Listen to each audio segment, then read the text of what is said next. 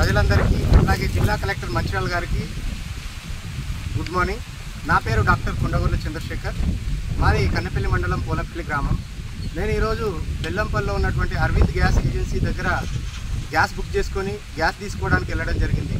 అక్కడ దానికి గాను 927 రూపాయలు రిసిప్ట్ ఇచ్చినప్పుడు నేను 1000 రూపాయలు ఇచ్చాను.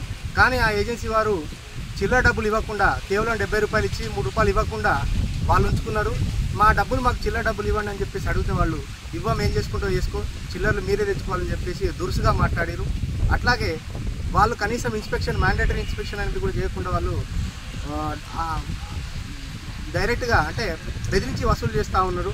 అంటే ప్రతి గ్రామంలో ప్రతి ఇంటికి వెళ్ళి సిలిండర్ కానీ, స్టవ్ కానీ, అట్లాగే రెగ్యులేటర్ కానీ, సురక్ష పైపు కానీ వాటిని మ్యాండేటరీ ఇన్స్పెక్షన్ చేయాల్సిన అవసరం ఉంది. కానీ వారు చేయకుండా బలవంతంగా వసూలు చేస్తూ ఉన్నారు డబ్బులు.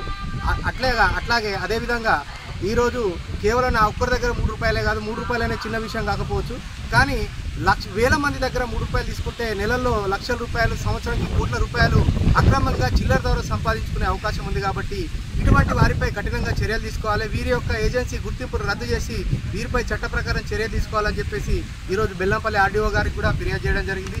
అట్లాగే జిల్లా కన్జ్యూమర్ ఫోరంలో కూడా ఫిర్యాదు చేయబోతా ఉన్నాం. జిల్లా కలెక్టర్ గారికి కూడా ఇవ్వబోతా ఉన్నాం.